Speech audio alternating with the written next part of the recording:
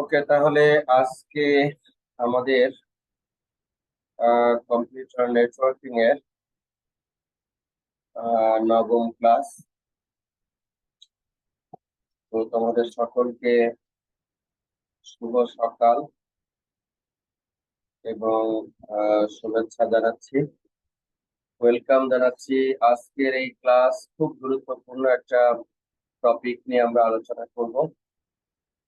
এটি হলো connection less transport, যেটা আমরা পড়েছি হলো user datagram protocol, UDP stands for user datagram protocol. এই ইউজার ডেটাগ্রাম প্রোটোকল সম্পর্কে আমরা অ্যাপ্লিকেশন লেয়ার যখন পড়ি তখনও কিছুটা টাস্ক পেয়েছি যে এটি একটা বেয়ার বোন protocol and it does not have many things that TCP has.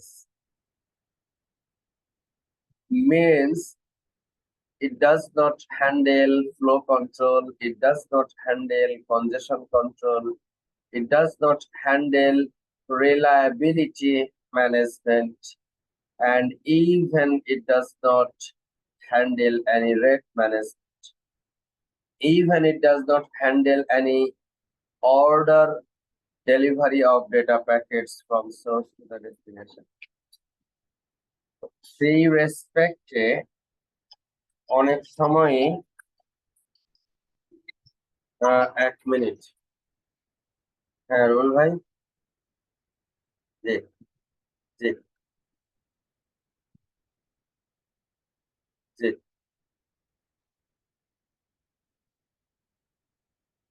জি জি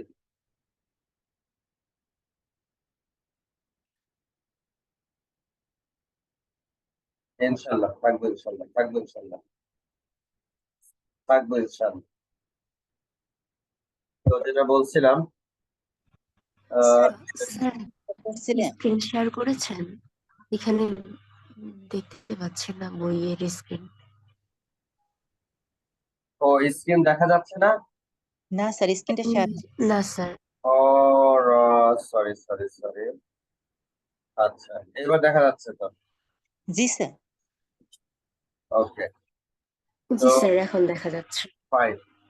তো যেটা বলছিলাম সেটি হলো এই তোমার ইউজার ডেটাগ্রাম প্রোটোকল যেটি, সেটি হলো একটা বেয়ার বোন protocol and it does not have many things that TCP has, like reliability control, then in order data delivery control, congestion control, even flow control, nothing. It does have nothing. And also it does not create any connection in between source and destination. So it does not have any handshaking in between the source machine and the destination machine. So it's a bare bone protocol, and it does not have many things that TCP has. প্রশ্ন আসতে পারে যে এতগুলি important functionality যে প্রোটোকলের মধ্যে নাই, সেই প্রোটোকল কেন আমরা ইন্টারনেটে ব্যবহার করি? সেই প্রোটোকল কেন আমরা ইন্টারনেটে ব্যবহার করার কিছু যৌক্তিক কারণ আছে, সেটা খুব গুরুত্বপূর্ণ। It's a very good interview question as well.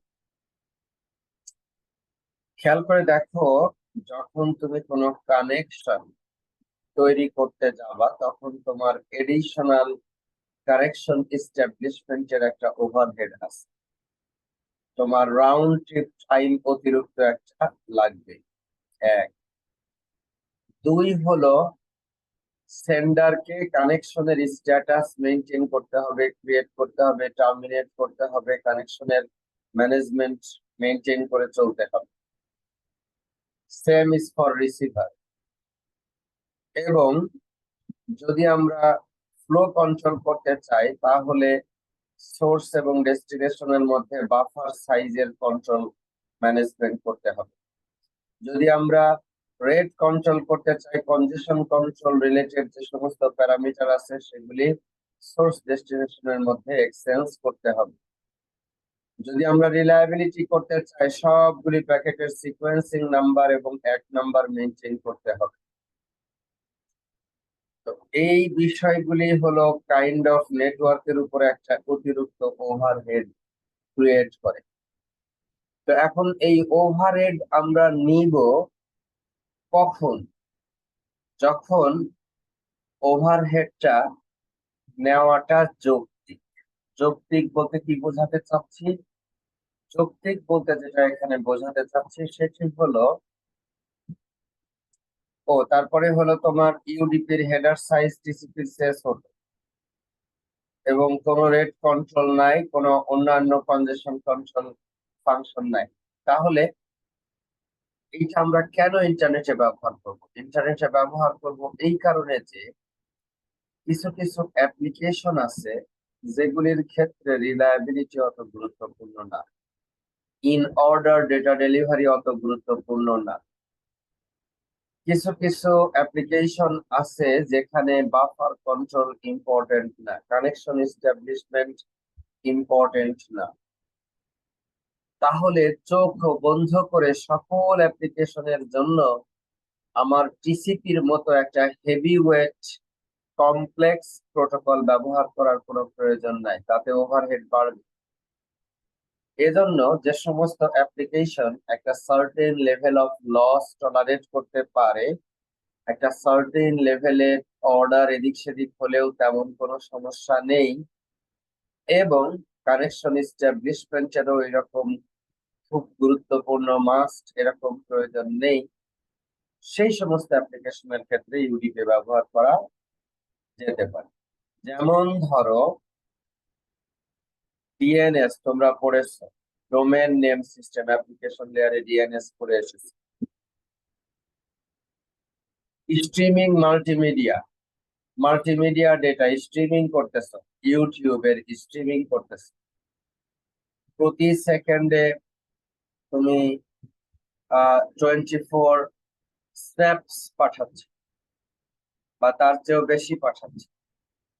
তো এই ধরনের যদি স্ট্রিমিং ইনফরমেশন একটা দুইটা স্ন্যাপ যদি লস হয়, সাম 1 2 3 4% লস হয়, তাহলে ভিডিওর যে মিনিং সেটা ওইভাবে আসলে পরিবর্তন হবে না। এবং যদি ভালো আমরা ইন্টারনেট মিডিয়া কেবল ব্যবহার করতে পারি এবং ভালো ব্যান্ডউইথ যদি আমরা প্রোভাইড করতে পারি, তাহলে লস আসলে এমনিতেই খুব বেশি যে লস হয় তা না। মানে best effort service of network layer can be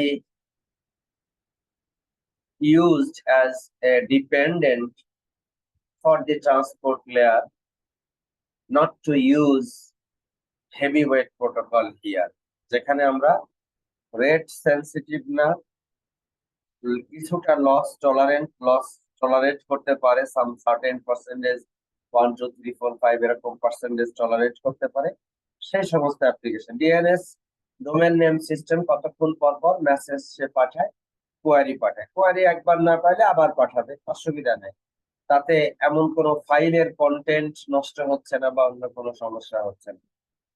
SNMP simple network management protocol, SNMP stands for simple network management protocol. এই নেটওয়ার্ক ম্যানেজমেন্টের জন্য যে প্রোটোকল ব্যবহার করা হবে সেটিও বিভিন্ন ধরনের ইরর চেক করে, ইরর পাইলে সেটি জানায় এবং অন্যান্য ম্যানেজমেন্ট গুলি ইনশিওর করে, ফলে সেটা হবে। এরপরে হলো HTTP3 version, hypertext transfer protocol version 3। এই প্রোটোকলও কিন্তু ডিএনএস প্রোটোকলের উপরে বেস করে চলে। তো এই ধরনের তোমরা দেখছো যে HTTP হাইপারটেক্সট ট্রান্সফার প্রোটোকল, যেটা তোমার ভার্সন 1 2 2.2 HTTP তো এগুলি হলো সব টিসিপির উপরে চলে, বাট HTTP3 কিন্তু DNS এর উপরে চালানো হয়। কারণ এইখানে যে কাজটা করা হয়েছে সেটা হলো রিলায়েবিলিটির বিষয়টা অ্যাপ্লিকেশন লেয়ার ইমপ্লিমেন্ট করা হয়েছে, কনজেশন কন্ট্রোলের বিষয়টা অ্যাপ্লিকেশন লেয়ারে ইমপ্লিমেন্ট করা হয়েছে। And it's a very recent inclusion of the strategies that are being used at the internet. So I believe but you will go through these strategies and understand the principles of user datagram protocol. User datagram protocol UDP এর প্রথম request for comment যেটা, সেটা 768। এটা প্রথম প্রকাশিত হয় 1980 সালে। প্রথম প্রকাশিত হয় 1980 সালে ইন্টারনেট স্ট্যান্ডার্ড, এবং এটি ইন্টারনেট প্রোটোকল হলো আন্ডারলাইং প্রোটোকল হিসেবে ব্যবহার করা হয় হলো কি আইপি লেয়ার প্রোটোকল। এবং এর যেটা হেডার সিস্টেম সেটা খুব সিম্পল। সোর্স পোর্টের জন্য 16 বিট, ডেস্টিনেশন পোর্ট নাম্বারের জন্য 16 বিট, আর হলো কত বিট হলো হেডারের লেন্থ সেটার জন্য 16 বিট, আর ইরর চেক করার জন্য হলো 16 বিট। এই হলো মোট 32 32 64 bit, that means 8 byte header ব্যবহার করা হয়। এবং এইটা হলো তোমার ডেটা অক্টেট, মানে অক্টেট অক্টেট মানে হলো 8 বিট 8 বিট করে করে ডেটা ওখানে রাখা হয়, যেটাকে আমরা ওফেন, এটাকে আমরা বলে থাকবো পেলোড। পেলোড শব্দটা উচ্চারণ করলেই বুঝবা যে অরিজিনাল ডেটা যেটা আমি পাঠাইতে চাচ্ছি সোর্স থেকে ডেস্টিনেশনে, সেইটা হলো পেলোড। এছাড়া উপরে যেগুলি আমরা বলছি এগুলি হেডারের কন্টেন্ট, ডেস্টিনেশনের পোর্ট নাম্বার, সোর্সের পোর্ট নাম্বার, লেন্থ, এবং লেন্থ বলতে এই হেডারের লেন্থ, এরপরে হলো এবং পেলোডের লেন্থ মিলে হলো কত সেটা, এবং সেক্স কত সেটা এখানে ব্যবহার করা হয়েছে। এবং এই লেন্থ হলো in bytes of UDP segment including header, header সহ এই টোটাল যেটা লেন্থ সেটা হলো তোমার এইখানে আসবে, টোটাল লেন্থ এই পুরাটুকু এখানে আসবে। তো এই লেন্থটাকে বলবো আমরা 16 বিট দিয়ে আমরা রিপ্রেজেন্ট।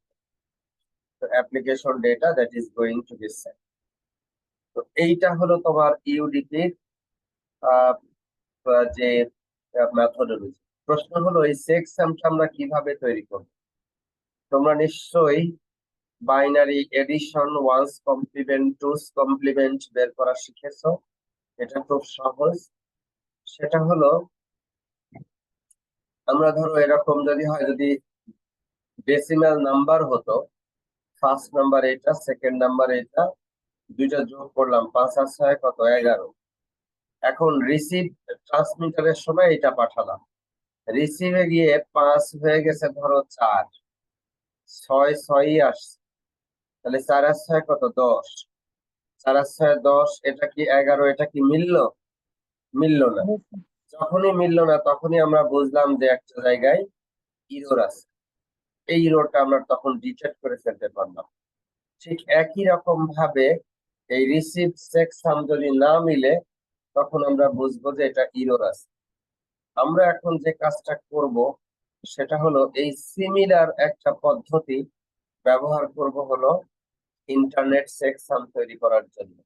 সেটা হলো কি, ওই যে পেলোডের মধ্যে যে ডেটা ছিল একটু আগে দেখে আসলাম, পেলোডের মধ্যে যে ডেটা ছিল পেলোড, এই পেলোডের যে ডেটা আছে সেই ডেটাগুলিকে আমি 16 বিট 16 বিট করে করে সাংকে ভাগ করে নিব, সিকোয়েন্স অফ 16 বিট করে করে ভাগ করে নিব। ভাগ করে নিয়ে ওই 16 বিট দুইটা পর পর 16 বিট বসাবো, বসায় ওই দুইটা এডিশন করে দিব। দেখো এই যে এখানে করা হয়েছে, ওই এর মধ্যে আমি একটা এডিশন করব, ওয়ান্স কমপ্লিমেন্ট সাম করব, পরে ওই চেকসামটা এখানে আমি বসায় দিব, বসায় দিয়ে ওই পাশে রিসিভারে গিয়ে আবার আমি ওই একই কাজ করব, চেকসাম আমি আবার তৈরি করব। ওই চেকসাম আর এই চেকসাম যদি অল বিটস 0 চলে আসে তাহলে বুঝবো যে কোনো ইরর হয়নি, আর জিরো ছাড়া যদি অন্য কিছু আসে তাহলে বুঝবো যে সেখানে কারেক্টলি ডেটা পৌঁছায়নি, ইরোনিয়াস ডেটা সেখানে পৌঁছিয়েছে। তো এইটি হলো আমাদের গুরুত্বপূর্ণ, সেটা একটা এক্সাম্পলের মাধ্যমে আমি তোমাদেরকে এখানে দেখাচ্ছি।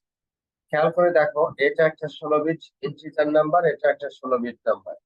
তাহলে আমি যদি যোগ করি 0 1 এ কত 1, 1 0 তে কত 1, 1 এ 1 এ কত 0, ক্যারি কত 1, এখানে কত বসবে 1, 1 0 তে কত 1, 0 1 এ 1, 1 0 তে 0, ক্যারি 1, এই দুটো মিলে আবার 1। তাহলে এইভাবে তোমরা এরকম মিলে গেছে 1 1 0 1 1 1 0 1, এরকম এগুলিও পরপর মিলে যাবে।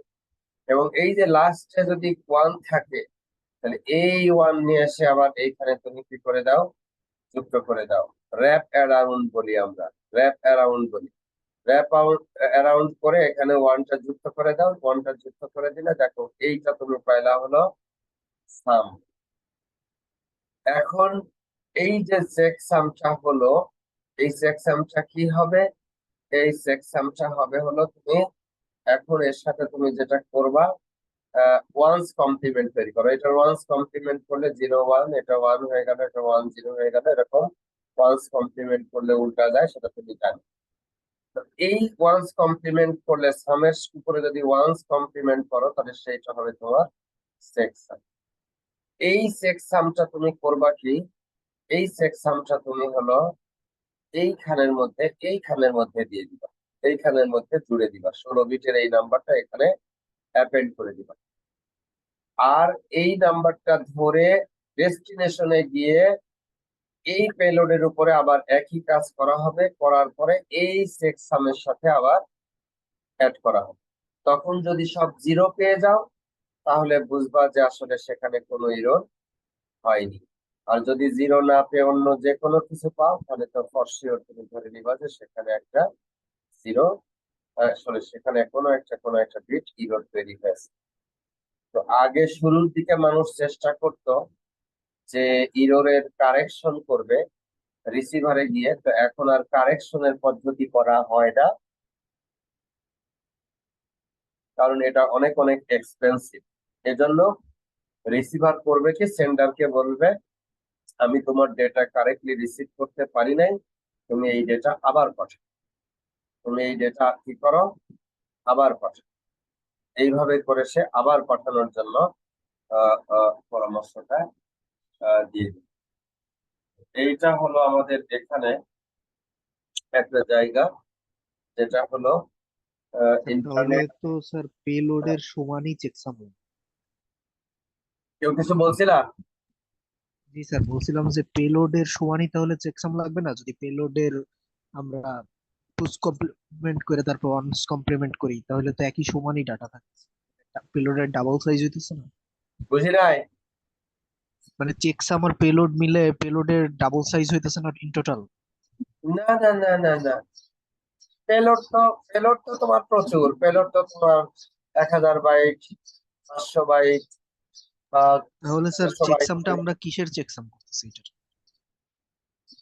আরে এই ডেটার মধ্যে ইরর আছে কিনা সেটা চেক করো। পেলোডে যত ডেটা আছে সবগুলি ডেটাকে 16 bit 16 bit 16 bit 16 bit 16 bit 16 bit 16 bit করে পার্থক্য করে ফেললাম, ঠিক আছে? তাহলে দেখো এই 16 বিটের সাথে এই 16 বিটের 5 কমপ্লিমেন্ট করবে, তারপরে আবার যেটা হবে সাম করবা 3, এই দুইটার তুমি হলো কি সাম করবা, করে র্যাপ অ্যারাউন্ড করবা, ওইটার যেটা রেজাল্ট হবে তার সাথে এটা করবা, ওইটার যেটা রেজাল্ট হবে তার সাথে এটা করবা, ওইটার যেটা রেজাল্ট হবে তার সাথে এটা করবা। প্রতিবার করে করে করে ধরো লাস্টে যখন এইটা হলো, এইটা থেকে যেটা বের হবে সেটাকে ওয়ান্স কমপ্লিমেন্ট করলে যেটা হবে সেটা হলো তোমার সেকশন। আমি তো এখানে ধরো আমি 16 বিট আর 16 বিট 32 বিট দিয়ে তোমাকে এক্সাম্পলটা দিয়েছি। এই ঘটনাটা, এই যে এখান দিয়ে যেটা বোঝাচ্ছে এই ঘটনাটা অনেকবার করতে হবে। তোমার যদি এরকম হয় যে তুমি 256 বাইট ব্যবহার করতেছ, তাহলে 256 কে তুমি ভাগ করবা হলো কত, দুই দুই দুই বাইট করে করে নিচ্ছ না, 2 দিয়ে, তাহলে 128 128 বাইট হচ্ছে, তাই না? 128 বাইট হচ্ছে। তাহলে 128 কে আবার তুমি 2 দিয়ে ভাগ করো, এরকম করতে করতে তুমি 16 বিট নিবা। তার মানে 128 বার এই কম্পিটিশনটা করতে হবে, 2 বাইট একবার অ্যাপ্লিকেশন করলাম, আবার ওইটার সাথে পরের আবার 2 বাইট, ওইটার সাথে আবার পরের 2 বাইট, ওইটার সাথে আবার পরের 2 বাইট, এইভাবে ভাবে করে করে তুমি এই ইররটা জেনারেট করবা। Make sense? জি স্যার। ঠিক আছে, তাহলে এখন আমি যেটা বলবো সেটা হলো যে তুমি এই ইররটা চেক করবা হলো এইটা দিয়ে ইমপ্লিমেন্ট করবা, করে তারপরে তুমি বুঝতে পারবা যে এখানে ইরর হয়েছে। এবং সেই ক্ষেত্রে বিভিন্ন ইমপ্লিমেন্টেশন আছে। ইরর ডেটা যদি হয় তাহলে ওটাকে ড্রপ করে দিতে পারে, আউট অফ অর্ডার ডেটা আসলে সেটাকেও ড্রপ করে দিতে পারে, অথবা ডেলিভার করতে পারে। এই ধরনের মেসেজ ইউডিপি তে আছে। কিন্তু টিসপি যখন আমরা পড়বো তখন দেখবো যে একদম ম্যাথমেটিক্স, একদম এইখানটা বন্ধ করে এটা দাও তো।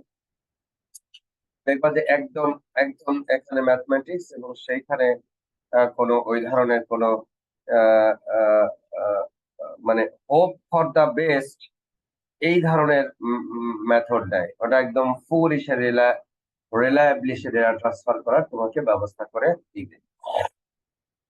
কিন্তু ইউডিপি হলো আইপি লেয়ারের বেস্ট ইফোর্ট সার্ভিসের উপরে নির্ভর করে। বেস্ট ইফোর্ট সার্ভিস কিন্তু বেস্ট সার্ভিস না, এটাও কিন্তু একটা ইম্পর্টেন্ট প্রশ্ন, অনেক সময় ইন্টারভিউ বোর্ডে জিজ্ঞাসা করে। Best effort service is not a service that is required in the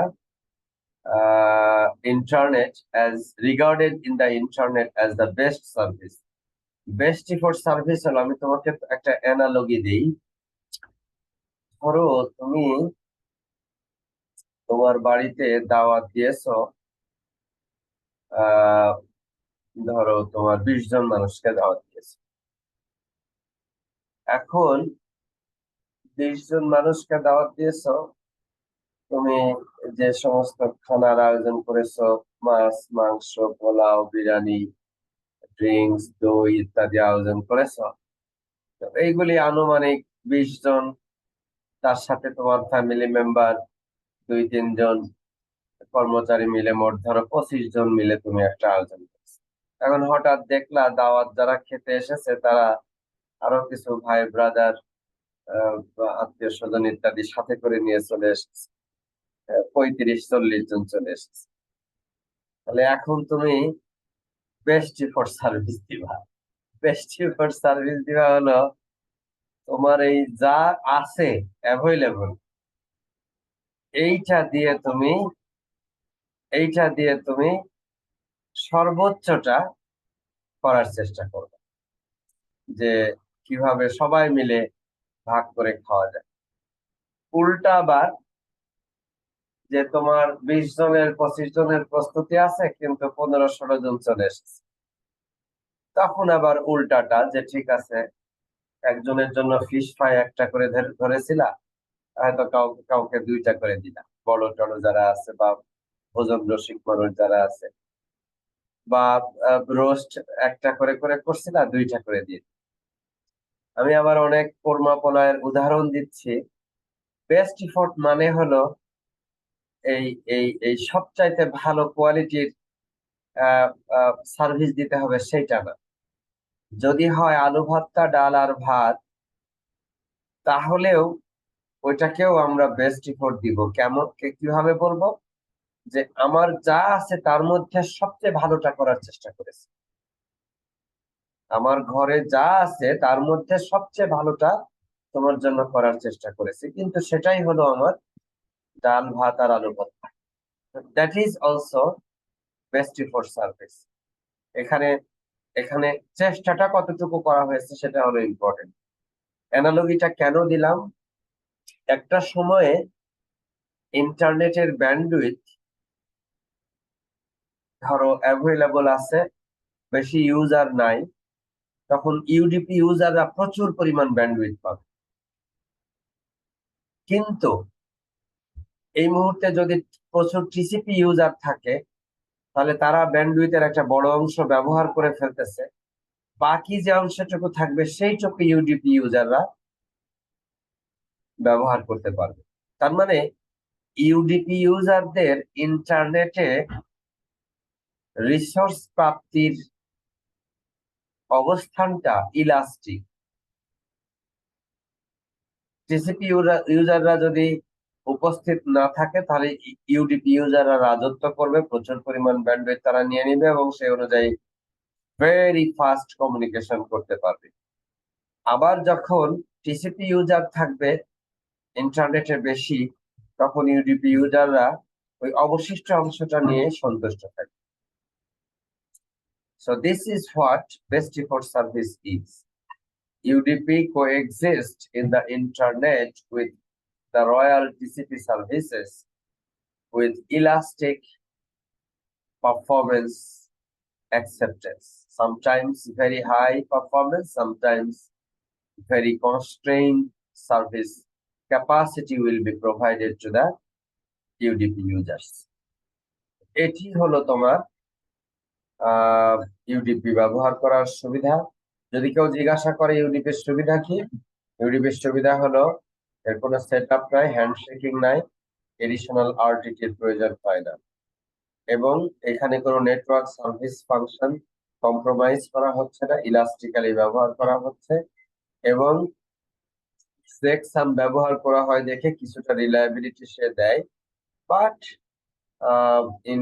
in some sense এই সমস্ত কমপ্লেক্স যে সমস্ত ম্যানেজমেন্ট আছে সেইগুলি ইউডিপিতে না থাকার কারণে যে সমস্ত অ্যাপ্লিকেশন একটা certain percentage of loss allow করতে পারে, তাদের ক্ষেত্রে আমরা টিসিপির মতো হেভি ওয়েট প্রোটোকল ব্যবহার না করে ইউডিপির মতো একটা লাইট ওয়েট স্মার্ট প্রোটোকল ব্যবহার করতে পারি on top of IP layer, network layer protocol, IP, internet protocol, so that data can be provided over there. So this is what the UDP protocol is. এখানে আমরা পড়বো হলো TCP. তো TCP পড়তে যাওয়ার আগে আমাদের একটা লম্বা জার্নি আছে, খুব মনোযোগ সহকারে তোমরা পড়বা, খেয়াল করবা ক্লাসে। আমি এখন যেটা আলোচনা শুরু করব সেটা একটা গল্প হলো ইন এ সেন্স আজকের যে রিচ ইন্টারনেট সেটা কিন্তু একদিনে আবিষ্কার হয় নাই, এক ব্যক্তির হাত দিয়ে আবিষ্কার হয় নাই, সময়ে সময়ে বহু মানুষের গুরুত্বপূর্ণ কন্ট্রিবিউশনের কারণে আজকের ইন্টারনেট ধনী হয়েছে, ইন্টারনেট অনেক সফিস্টিকেটেড হয়েছে, মানুষ রিলায়েবলি ইন্টারনেট ব্যবহার করতে পারে। তো রিলায়েবল ইন্টারনেট অ্যাপ্লিকেশন ব্যবহারের পিছনের যে ইতিহাস, সেটি যদি আমরা একটা গল্পের আকারে জানতে পারি, শিখতে পারি, তাহলে আমাদের লার্নিং এর যে ফাউন্ডেশন সেটা অনেক শক্ত হবে। তো সেই ফাউন্ডেশনটা ডেভেলপ করার জন্যই এখন আমি তোমাদের সামনে তুলে ধরবো রিলায়েবল সার্ভিস অ্যাবস্ট্রাকশন কিভাবে করা হয়েছে। করে দেখো, আমরা চাই সোর্স থেকে ডেটা পাঠাবো, ডেস্টিনেশনে যা পাঠিয়েছি হুবহু সেই ডেটাই রিসিভারে যাবে, কিন্তু আনফরচুনেটলি যে কমিউনিকেশন মিডিয়ার মাধ্যমে আমি ডেটাটা পাঠাচ্ছি সেই কমিউনিকেশন মিডিয়া রিলায়েবল না। যদি রিলায়েবল হতো তাহলে টিসিপির মতো প্রোটোকলের জন্ম হতো না। এই রিলায়েবল চ্যানেলটা রিলায়েবল না দেখে যত সমস্যা তৈরি হয়েছে। কেন রিলায়েবল না? এই দিক দিয়ে যখন ডেটা যায় তখন ডেটা হারিয়ে যায়। ডেটা পাঠালাম ট্রান্সপোর্ট লেয়ারে, সেন্ডার সাইড দিয়ে পাঠালাম, এইখান দিয়ে যখন ডেটা পাঠাচ্ছি ফিজিক্যাল লেয়ার দিয়ে, এই ডেটা আনরিলায়েবল, জিরোকে কিছু কিছু ক্ষেত্রে জিরোকে 1 করে দেয়, 1 কে 0 করে দেয়। তোমরা ট্রান্সমিশন মিডিয়া পড়ছো, ডেটা কমিউনিকেশন করছে, এবং সেখানে দেখেছো যে এত ভালো ইয়ে করা হচ্ছে, কেবল তৈরি করা হচ্ছে, optical fibre, shielded optical fibre তৈরি করা হচ্ছে, তারপরেও 10⁻⁻6 ইরোর রেট কত? 10⁻⁻6। তার মানে প্রতি 1 মিলিয়ন বিটে একটা করে বিট ইরোর হচ্ছে অন অ্যান এভারেজ। 0 1 হয়ে যাচ্ছে অথবা 1 0 হয়ে যাচ্ছে। আর যদি বলি ওয়্যারলেস, তাহলে তো মাশাআল্লাহ আরো ভার্নারেবল। প্রত্যেক 1000 বিটে অন অ্যান এভারেজ, কোনো কোনো সময় ঝড় বৃষ্টি হলে ওইটা প্রতি 100 বিটেও একটা বিট ইরর হতে পারে। প্রত্যেক 1000 বিটে একটা করে বিট ইরর হয়ে যাচ্ছে। থার্মাল নয়েজ, এরপরে মেকানিক্যাল নয়েজ, ইলেকট্রিক্যাল নয়েজ, এরপরে হলো বিভিন্ন ধরনের ম্যাগনেটিক, ইভেন সাউন্ড। আকাশ দিয়ে যদি এই হেলিকপ্টার, প্লেন ইত্যাদি খুব কাছ দিয়ে যাওয়া শুরু করে, আমি যদি এরকম মোবাইল টাওয়ারে কথা বলি, দেখবা যে ডিস্টার্ব হচ্ছে, সিগন্যাল প্রপাগেশনে ডিস্টার্ব হচ্ছে। ঝড় বৃষ্টির সময় দেখবা মোবাইল টাওয়ারের সাথে আমাদের মোবাইলের কানেকশন ডিস্টার্ব হচ্ছে। This is due to communication error. তো এই যে আনরিলায়েবল চ্যানেলের ভিতরে দিয়ে আমরা রিলায়েবল কমিউনিকেশন চাই, যার ভিতর দিয়ে ডেটা পাঠাচ্ছি সেইটা আনরিলায়েবল, কিন্তু আমরা চাই সোর্স থেকে, আমাদের ইউজারদের চাওয়া সোর্স থেকে ডেস্টিনেশনে যে ডেটা পাঠাচ্ছি সেটা যেন রিলায়েবলি ট্রান্সফার হয়, যা পাঠাচ্ছি হুবহু তাই যেন পাই। তো এইটা হলো challenge, scientific challenge, engineering difficulties. তো সেইটা আমরা কিভাবে ইমপ্লিমেন্ট করব? সেইটা ইমপ্লিমেন্ট করার জন্য এই কাজটাকে সেন্ডার সাইডে কতগুলি লেয়ারে ভাগ করা হয়েছে। অ্যাপ্লিকেশন লেয়ার তার আলাদা কাজ করবে, ট্রান্সপোর্ট লেয়ার আলাদা কাজ করবে, নেটওয়ার্ক লেয়ার, এর নিচে 2 ডেটা লিংক লেয়ার আছে, ফিজিক্যাল লেয়ার আছে। আমরা এখন আমাদের আলোচনার বিষয়বস্তু হলো ট্রান্সপোর্ট লেয়ার নিয়ে। ট্রান্সপোর্ট লেয়ার যে কাজটা করবে সেটা হলো এন্ড টু এন্ড, এই সেন্ডার আর এই রিসিভার, মাঝখানে কোন রাউটার, কোন সুইচ, কোন গেটওয়ে, কোন আইএসপি, ওই ডেটা কিভাবে ট্রান্সফার হয়েছে, কি করছে না করছে, কিচ্ছু চিন্তা করবে না ট্রান্সপোর্ট লেয়ার। ট্রান্সপোর্ট লেয়ার শুধু চিন্তা করবে সেন্ডার যে মেশিন থেকে ডেটা পাঠানো হচ্ছে, এই ল্যাপটপ হোক আর ডেস্কটপ কম্পিউটার হোক, আর এইখানে রিসিভার যে সার্ভার হোক বা অন্য কোনো মেশিন হোক যার কাছে পাঠানো হচ্ছে, সেই দুইটা মেশিনের দুইটা প্রসেসের মধ্যে একটা কমিউনিকেশন হবে, লজিক্যাল কানেকশন তৈরি হবে, যেটা ট্রান্সপোর্ট লেয়ারে আমরা বলতেছি টিসিপি কানেকশন। এবং সেই কানেকশনের মাধ্যমে আমরা এই রিলায়েবল ট্রান্সফার প্রোটোকল সিস্টেম আমরা এস্টাবলিশ করব। এবং এর যে characteristics, unreliable channel packet lose করবে, প্যাকেট করাপ্ট করবে, প্যাকেট রিঅর্ডার করে ফেলবে, এই কাজগুলি যেন করা থেকে সে বিরত থাকে, অথবা করে ফেললেও তাকে দিয়ে যেন আমরা শুধরাইতে পারি, সেই ব্যবস্থাই করব আমরা হলো principles of reliable data transfer, এই টপিকের আন্ডারে সেই লেখাপড়াটাই আমরা করব। তার মানে কি করতে হবে? সেন্ডার যখন ডেটা পাঠাবে, ডেটা পাঠায় ডেটা ফেলে দিবে না, ডেটা পাঠানোর পরে ডেটা ধরে রাখবে। কতক্ষণ পর্যন্ত? যতক্ষণ না পর্যন্ত এই যে ডেটা পাঠালো, খেয়াল করে দেখো আগের বারের যেটা লিংক সেটা পাঠাচ্ছিল, এখন এইখানে কিন্তু ডেটা পাঠাচ্ছে যেটা, সেটা রিসিভার পেলো কি পেলো না, সেই জন্য রিসিভার আবার সেন্ডারকে জানাবে। তার মানে ট্রান্সপোর্ট লেয়ারে একটা অ্যালগোরিদম চলবে both at the sender and at the receiver, যে অ্যালগোরিদমের মাধ্যমে ওরা একে অপরের সাথে কথা বলবে। যেন একে অপরের সাথে কথা বলবে, পেয়েছো? হ্যাঁ পেয়েছি, ঠিক আছে তাহলে পরেরটা নেও। পেয়েছো? হ্যাঁ পেয়েছি, আচ্ছা ঠিক আছে তাহলে পরেরটা নেও। এইরকম ধরনের একটা কথোপকথনের মাধ্যমে তারা রিলায়েবল ডেটা ট্রান্সফার কনফার্ম করবে। পাও নাই? আচ্ছা ঠিক আছে তাহলে আবার পাঠাইলাম আমি। এই ধরনের একটা কথোপকথনের মাধ্যমে তারা এই রিলায়েবল কমিউনিকেশন ইনশিওর করবে। আচ্ছা, এই যে পর্দা দিয়ে দিচ্ছে, সেন্ডার যখন পাঠাইছে, রিসিভার রিসিভ করছে নাকি করে নাই কিছু জানে না সেন্ডার, কিচ্ছু জানে না সেন্ডার। তাহলে রিসিভার রিসিভ করলো কিনা সেটা এই এই সম্পর্কে কিচ্ছু জানে না, রিসিভারের সম্পর্কে। ওই জন্য রিসিভারকে কথা বলতে পারতে হবে। এইবার আসলো ফাংশন, কম্পিউটার সায়েন্সের ছাত্রছাত্রী আমরা। এই দেখো, আরডিটি সেন্ড, সেন্ডার চাই, রিলায়েবল ডেটা ট্রান্সফার সেন্ডিং চাই।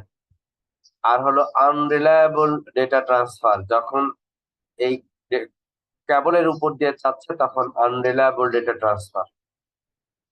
এখন আমি এইখানে রিলায়েবল ডেটা ট্রান্সফার ইমপ্লিমেন্ট করতে হলে আমাকে প্রয়োজনীয় প্রোটোকলের স্টেপস গুলি বসাইতে হবে, সো দ্যাট আমি যেন রিলায়েবল ডেটা ট্রান্সফার সার্ভিসটা সেখান থেকে আমি পাই।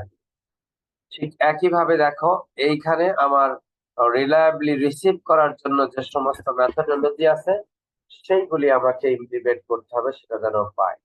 ডেটার সাথে আমি হেডার যুক্ত করে দিয়েছি, যে হেডার দিয়ে আমি বুঝতে পারবো পরপর ডেটাগুলি আমি সঠিকভাবে পাচ্ছি কিনা, কোনো একটা মিসিং আছে কিনা। হেডারের ভিতরে কিছু তথ্য থাকবে, সেই তথ্য দিয়ে আমি বুঝতে পারবো যে এটা আসলে পাওয়া সম্ভব হচ্ছে কিনা। তার মানে আরডিটি সেন্ড হলো অ্যাপ্লিকেশন লেয়ার থেকে আরডিটি সেন্ড কে কল করা হবে, কল করে বলা হবে আমার ডেটাটাকে পাঠাও। এখন এইখান থেকে ফাংশন ইমপ্লিমেন্ট করা হবে, শপিং করা হবে, বিভিন্ন সিকোয়েন্স নাম্বার ইত্যাদি যুক্ত করে হেডার তৈরি করা হবে, পরে ইউডিটি সেন্ড কে কল করা হবে যে আমার প্যাকেটটা তুমি এখন পরের মেশিনের কাছে পাঠিয়ে দাও। একইভাবে রিসিভার সাইডে ডেটা পাইলো, পাওয়ার পরে সে চেক করবে কারেক্টলি রিসিভ করেছে কিনা। যদি কারেক্টলি রিসিভ করে থাকে, ইন অর্ডার হয়ে থাকে, তাহলে সে অ্যাপ্লিকেশন লেয়ারের কাছে পাঠিয়ে দিবে। যদি না হয়ে থাকে তাহলে সে বলবে আমি আগে ডেটা পাইনি, তুমি আমাকে আবার ডেটা পাঠাও। তো এই ধরনের কমিউনিকেশন সেখানে হতে হবে। তো এটাকে আমরা বলছি হলো first step of reliable data transfer. এবং এই সকল কমিউনিকেশন ডেফিনেটলি বাই ডিরেকশনাল হতে হবে। একজন বলে দিবে আর একজন পাইলো কি পাইলো না খেয়াল করবে না, ওই রকম হবে না। পেয়েছি বলবে আবার পাঠাবে, পেয়েছি বলবে আবার নতুন ডেটা পাঠাবে। এই ধরনের বাই ডিরেকশনাল কমিউনিকেশনের মাধ্যমে নিশ্চিত করা হবে যে সেন্ডার থেকে পাঠানো সকল ডেটা রিসিভার পর পেয়ে যাচ্ছে। এই ধরনের ডেটা প্যাকেটের মধ্য দিয়ে পাঠাবো, so that receiver in sequence data say receive করতে পারে। RDT stands for reliable data transfer, এবং ইন বোথ ডিরেকশন কমিউনিকেশন হবে, সেন্ডার থেকেও রিসিভারে হবে, আবার রিসিভার থেকেও কমিউনিকেশন হবে। আমি যদি চিন্তা করি সেন্ডারের সাইড, দেখো সেন্ডার ডেটা পাঠাচ্ছে যখন, তখন স্টেট 1 এ আছে। একটা ডেটা পাঠানোর পরে সে কিন্তু ওয়েটিং মোডে আছে, ওইখান থেকে কখন একটা অ্যাকনলেজমেন্ট আসবে। অ্যাকনলেজমেন্ট আসলে পরে তখন সে বুঝবে যে না এটা এসেছে এবং এখন আমি নেক্সট ডেটার প্যাকেটটা পাঠাইতে পারি। তার মানে সেন্ডার সবসময় একই স্টেটে থাকবে না, সেন্ডার ইভেন্টের উপরে ভিত্তি করে অ্যাকশন নিবে এবং ওই অ্যাকশন হলো স্টেটের ট্রানজিশন হবে, এক স্টেট থেকে আর এক স্টেটে যাবে। এক স্টেট থেকে 2-3 রকমের অপশন থাকতে পারে, কোন স্টেটে যাবে ওইটা নির্ভর করবে ইভেন্ট কি ঘটেছে সেটার উপরে। ইভেন্ট যেটা ঘটবে তার উপরে ভিত্তি করে অ্যাকশন নির্ধারিত হবে এবং সেই অ্যাকশন অনুযায়ী স্টেট 1 থেকে 2 তে যাবে, অথবা স্টেট 1 থেকে লেটস সে এখানে স্টেট 3 আছে সেখানে যাবে। এটা নির্ভর করবে কি ইভেন্ট ঘটেছে তার উপরে ভিত্তি করে। এইটাকে বলা হয় হলো ফাইনাইট স্টেট মেশিন। এটাকে কি বলা হয়? Finite state machine. আমরা ফাইনাইট স্টেট মেশিন গুলিকে এখন তৈরি করব, যে কিভাবে রিলায়েবল ডেটা ট্রান্সফার সেখানে তৈরি করা সম্ভব। এখানে দেখো, আমাদের আন্ডারলাইং চ্যানেল যদি রিলায়েবল হতো তাহলে কোনো বিট এরর হতো না, কোনো প্যাকেট লস হতো না। কিন্তু আনফরচুনেটলি সেইটা আসলে প্র্যাকটিক্যাল না। প্র্যাকটিক্যাল হলো আনরিলায়েবল, এরর হবে, প্যাকেট লস হবে। তাহলে আন্ডারলাইং চ্যানেলের ভিতর দিয়ে যখন আমরা ডেটা পাঠাবো, প্যাকেট প্যাকেট আকারে যখন পাঠাবো, তখন সেন্ডারের জন্য আলাদা ফাইনাইট স্টেট মেশিন তৈরি করতে হবে, রিসিভারের জন্য আমার আলাদা ফাইনাইট স্টেট মেশিন তৈরি করতে হবে, সো দ্যাট আমি অ্যালগোরিদমটা ওইভাবে জানান দিতে পারি। সেন্ডারের দেখো ফাইনাইট স্টেট মেশিন কি, ওই অ্যাপ্লিকেশন লেয়ার থেকে কল আসবে যে আমার ডেটাটা পাঠানো লাগবে, আমার ডেটাটা পাঠানো লাগবে অ্যাপ্লিকেশন। এর আগে আমরা আনা আর বিলের একটা এক্সাম্পল দিয়েছিলাম না, যে ওর বাড়িতে 12টা কিড আছে, ওর বাড়িতে 12টা কিড আছে। তো আনা কখন চিঠি পোস্ট অফিসে নিয়ে যাবে? ওই 12টা কিডের মধ্যে একজন বা একাধিক জন যখন চিঠি লিখবে, তো লিখার কাজ হলো কার? কিডস গুলিকে, যেগুলি আমরা বলছিলাম প্রসেস। তার মানে প্রসেস, অ্যাপ্লিকেশন প্রসেস ডেটা থাকতে হবে, সেই ডেটাই না ট্রান্সপোর্ট লেয়ার দিয়ে পাঠাবে। তাহলে অ্যাপ্লিকেশন লেয়ার থেকে কল করবে যে এই ডেটা আমার পাঠাইতে হবে। আচ্ছা, ওয়েট ফর কলিং। যদি কোনো কলিং না আসে, যদি কোনো কলিং না আসে, তাহলে সে কি করবে? ওয়েট করতে থাকবে। আর যদি কোনো কলিং আসে, তাহলে ডেফিনেটলি সে কি করবে? প্যাকেটটা তৈরি করবে, মেক প্যাকেট, প্যাকেট তৈরি করবে এবং ডেটাটাকে সে সেন্ড করে দিবে। সেন্ড করে দিয়ে কিন্তু ওই একই স্টেটে সে থাকতে পারবে না। আসলে প্রথম দিকে মানুষ চিন্তা করতো সেন্ড করে দিয়ে একই স্টেটে থাকবে না, একই স্টেটে থাকতে পারবে না। একইভাবে রিসিভার ওয়েট করতেছে, রিসিভারকে কল করবে কে? Application layer. রিসিভারকে কল করবে কে বলো তো? স্যার রিসিভারকে কল করবে স্যার বলো। অ্যাপ্লিকেশন, কেন অ্যাপ্লিকেশন লেয়ার থেকে তো স্যার আমরা না না না না না, রিসিভার তো রিসিভ করতেছে, রিসিভার তো রিসিভ করতেছে, ফিজিক্যাল লেয়ার দিয়ে রিসিভ করতেছে। তারপরে কোথায় যাচ্ছে? ডেটা লিংক লেয়ারে। ডেটা লিংক লেয়ার থেকে রিসিভ করে কই যাচ্ছে? নেটওয়ার্ক লেয়ারে। নেটওয়ার্ক লেয়ার যখন দেখবে যে এই ডেটা প্যাকেটটা এই মেশিনের, তখন সে পাঠায় দিবে কোন লেয়ারে? ট্রান্সপোর্ট লেয়ারে। তারপরে যাবে হলো অ্যাপ্লিকেশন লেয়ারে। তাহলে রিসিভের সময় তো ডিরেকশন উল্টা, রিসিভ করার সময় তো ডিরেকশন উল্টা। নেটওয়ার্ক লেয়ার বলবে তোমার জন্য একটা ডেটা প্যাকেট পেয়েছি, তুমি এখন প্রসেস করো। নেটওয়ার্ক লেয়ার থেকে তার এখন রিকোয়েস্টটা যাবে, নেটওয়ার্ক লেয়ার থেকে আসবে। Wait for call from below, এই দেখো বেলো শব্দটা লেখা আছে, মানে নিচের লেয়ার থেকে কল আসবে। আর wait for call from above, মানে অ্যাপ্লিকেশন লেয়ার থেকে কল আসবে। এটা কিন্তু ফান্ডামেন্টালি ইম্পর্টেন্ট। তোমরা এই যে পরীক্ষা খারাপ করেছো, আমার ধারণা এর মূল কারণ হলো এই যে ক্লাসে তোমরা আমার সাথে কথাবার্তা বলো না। বুঝলা নাকি বুঝলা না, তোমাদের মানে কেমন যেন ভোঁতা হয়ে গেছে। তোমরা কথা বলবা, তোমরা প্রশ্ন করবা, তোমরা তোমরা জানতে চাইবা, না হলে তো তোমাদের লার্নিংটা কম্প্রিহেন্সিভ হবে না, পূর্ণাঙ্গ হবে না। তোমরা যদি না জেনে জানার অভিনয় করো, তাহলে আসলে তোমার নিজেদের কপালে আসলে আমি দেখতে পাচ্ছি তোমার কপালের উপরে কুড়াল দিয়ে আঘাত করতেছে, তোমাদের কপালে আমি রক্তাক্ত কপাল দেখতে পাচ্ছি। এটি আসলে খুবই unfortunate. Please make questions, intelligent questions, so that we can discuss and make a very congenial, deep and comprehensive understanding of the material that we are discussing here in this computer networking class. So that is fundamentally important. এরপর দেখো, সে যখন receive করলো, receive করবে, কোনো error হবে না, কিচ্ছু হবে না। তাহলে প্যাকেট রিসিভ করলো, রিসিভ করে আবার পরের প্যাকেট। তো রিলায়েবল যদি হইতো আরডিটি 1.0, আরডিটি কত 0.0? Reliable data transfer over a reliable channel, এটা হলো 1.0। তাহলে মানুষ মনে করতো যে ডেটা পাঠাবো সব ডেটাই চলে যাবে। তাহলে দেখো পৃথিবীটা খুব সহজ ছিল, সেখানে এত জটিল কোনো কিচ্ছু লাগতো না, সব সরাসরি ট্রান্সফার করে দেওয়া যেত। কিন্তু আনফরচুনেটলি সেটা না। But humans recover from errors during conversation.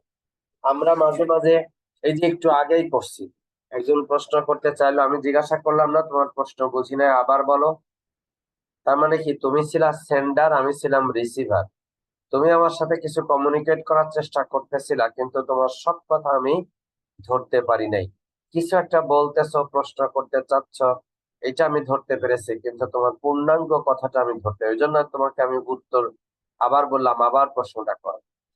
তো ওই রকম নেটওয়ার্কের ক্ষেত্রেও আরডিটি 2.0 বিট ইরর যখন হবে, তখন সেখান থেকে আমরা কিভাবে মুক্তি পেতে পারবো, সেই রাস্তা বের করেছে হলো আরডিটি 2.0। সেই রাস্তাটা আর কিছুই না, এইখানে হলো অ্যাকনলেজমেন্টের কনসেপ্ট নিয়ে এসেছে। কিসের কনসেপ্ট নিয়ে এসেছে? অ্যাকনলেজমেন্ট। সেন্ডার যখন ডেটা পাঠাবে, রিসিভার রিসিভ করার পরে বলবে যে হ্যাঁ আমি পেয়েছি, অ্যাকনলেজ যে আমি তোমার পাঠানো ডেটাটা পেয়েছি। এবং এই অ্যাকনলেজমেন্টের উপরে ভিত্তি করে সেন্ডার পরে ডেটা পাঠাবে, পরপর ডেটাগুলি রিসিভারের কাছে পৌঁছাবে। যদি না পায় তাহলে নেগেটিভ অ্যাকনলেজমেন্ট পাঠাবে। কি পাঠাবে? নেগেটিভ অ্যাকনলেজমেন্ট পাঠাবে। আমরা সংক্ষেপে এখন থেকে যদি বলি 1 পাঠাবে, তাহলে বুঝে নিবা অ্যাকনলেজমেন্টের কথা বলছি। যদি বলি নেক পাঠাবে, তাহলে বুঝে নিবা নেগেটিভ অ্যাকনলেজমেন্টের কথা বলছি। একটা হলো 1 আর একটা হলো নেক। না পাইলে বলবে যে আমি প্যাকেট পাই নাই, তোমার প্যাকেটে এরর আছে, নেক পাঠিয়ে দিবে।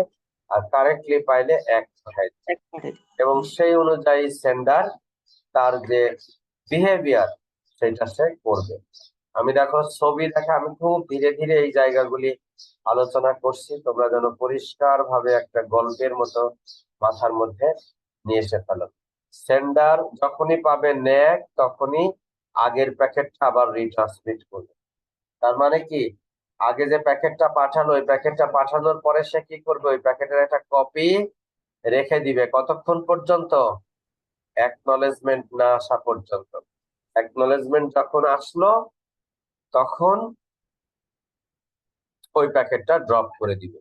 আর এক প্যাকেটটা যদি না আসে, তখন আবার ওইটা পাঠাবে, আবার রিসেন্ড করবে। ওই প্যাকেটটা কি করবে? রিসেন্ড করবে।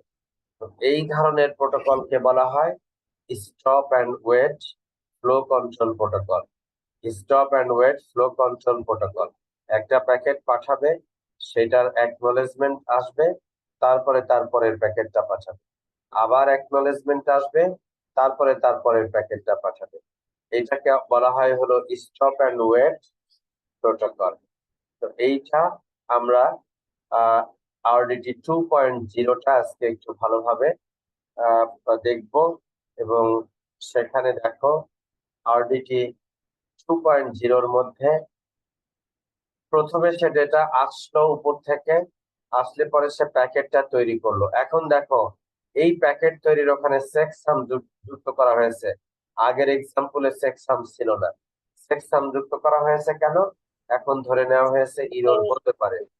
এখন এরপরে হলো ইউডিটি সেন্ড এর মাধ্যমে ডেটাটা পাঠিয়ে দেওয়া হচ্ছে। ডেটা পাঠিয়ে দেওয়ার সাথে সাথে সে এখন ওয়েট করতে থাকবে কিসের জন্য? অ্যাকনলেজমেন্ট অথবা নেগেটিভ অ্যাকনলেজমেন্ট, ন্যাকের জন্য, এক অথবা ন্যাকের জন্য। এটা কার বিহেভিয়ার? সেন্ডারের বিহেভিয়ার। এরপরে যদি সে অ্যাকনলেজমেন্ট পায় এবং প্যাকেট যেটা রিসিভ করেছে সেটা কারেক্টলি রিসিভ করে, তাহলে সে ওই স্টেট থেকে আগের স্টেটে আবার চলে আসবে এবং ওটাকে ডিলিট করে দিবে, আগের প্যাকেটটাকে ডিলিট করে দিবে। আর যদি না পায়, ভুল প্যাকেট যদি পায়, তাহলে সে কি করবে, ওই প্যাকেটটা আবার রিসেন্ড করবে এবং আবারও 1 অথবা ন্যাকের জন্য অপেক্ষা করবে। খেয়াল করে দেখেছো, যদি সে ন্যাক পায় তাহলে সে কি করবে, ন্যাক পাইলে সে ওই প্যাকেটটা আবার রিসেন্ড করবে। প্যাকেট তো তৈরি করাই আছে, নতুন করে আর তৈরি করবে না, তৈরি করাই আছে, এটা আবার রিসেন্ড করবে, আবার 1 অথবা ন্যাকের জন্য অপেক্ষা করবে। আচ্ছা, রিসিভারের বিহেভিয়ার কি হবে বলো তো, একটু ধারণা করো তো রিসিভারের বিহেভিয়ার কি হবে।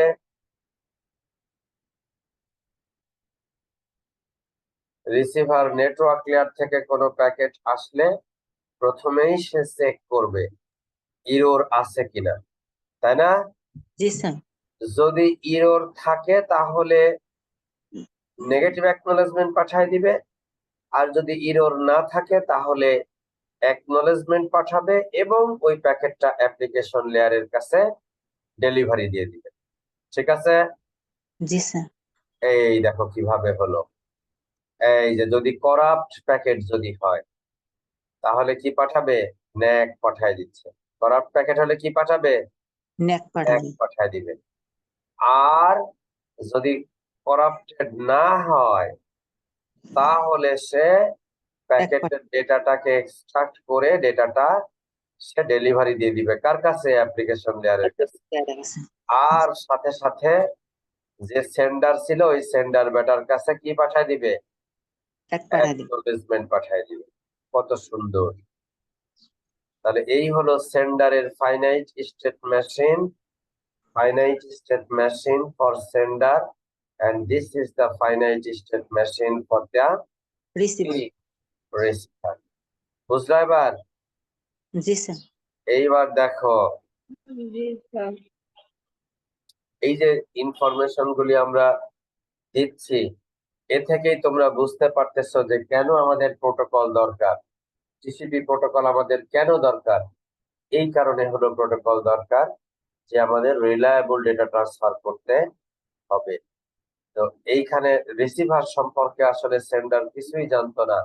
এই না জানার কারণে সেন্ডারকে রিসিভারের সাথে কমিউনিকেট করতে হবে, এবং কমিউনিকেট করার রাস্তা হলো অ্যাকনলেজমেন্ট মেসেজ এবং নেগেটিভ অ্যাকনলেজমেন্ট মেসেজ, যার মাধ্যমে সেন্ডার রিসিভারের তথ্য সমূহ সহ এগুলির সম্পর্কে জানতে পারবে। তার মানে কোনোই যদি ইরর না থাকে তাহলে সহজ এইটা চলে এখানে হয়ে এখানে পজিটিভটা হবে, ডেটা পাঠাবে এবং ডেটা ডেলিভারি করে দিবে। কিন্তু উল্টা ঘটনা যদি হয়, করাপ্টেড প্যাকেট যদি হয়, ডেটা পাঠাবে, ওই ডেটা পাঠাইলো, এখানে রিসিভ হইলো, রিসিভ হওয়ার পরে ওই উপরেরটা করাপ্টেড ডেটা পাওয়া গেছে, তাহলে তখন কি হবে, নেগেটিভ অ্যাকনলেজমেন্ট পাঠিয়ে দিবে। নেগেটিভ অ্যাকনলেজমেন্ট যখন পাঠিয়ে দিবে তখন আবার সে কি করবে, রিসেন্ড করবে। দেখছো বুদ্ধি? জি স্যার। রিসেন্ড করবে, এবং এই রিসেন্ড করলে তখন কারেক্টলি চলে গেল। এইভাবে করে সেন্ডার এবং রিসিভার কাজ করবে। আমরা 46 নম্বর স্লাইড পর্যন্ত এসেছি। আজকে এ পর্যন্তই। তোমাদের কাছে বিনীত অনুরোধ থাকবে, তোমরা এই RDT 2.0, 2.1, 2.2 এবং 3.0 এগুলি একটা রিডিং দিয়ে আসবা, সো দ্যাট আমি ক্লাসে যে বিষয়গুলি আলোচনা করি সেগুলি যেন দ্রুততার সাথে সেগুলি তোমরা ধরতে পারো এবং বুঝতে পারো। নেক্সট যেগুলি বিষয়গুলি আছে সেগুলি আমরা আশা করি আগামী সপ্তাহের মধ্যে আমরা পড়ে শেষ করতে পারবো। এবং তোমরা জানো যে তারপরের সপ্তাহে কি হবে, হ্যাঁ, মিড পরীক্ষা হবে। জি স্যার। তো মিড পরীক্ষার জন্য প্রস্তুতি নিতে থাকো, ভালো করে প্রস্তুতি নিতে থাকো, পড়াশোনা করো, পড়াশোনার কোনো বিকল্প নাই, পড়াশোনার কোনো বিকল্প নাই। সামনের দিন আসতেছে, চাকরি পাইলে চাকরি পার্মানেন্ট হবে না, চাকরি পাইলে চাকরি চলে যাবে। ওই মামা খালু ধইরা আরো নানান রকমের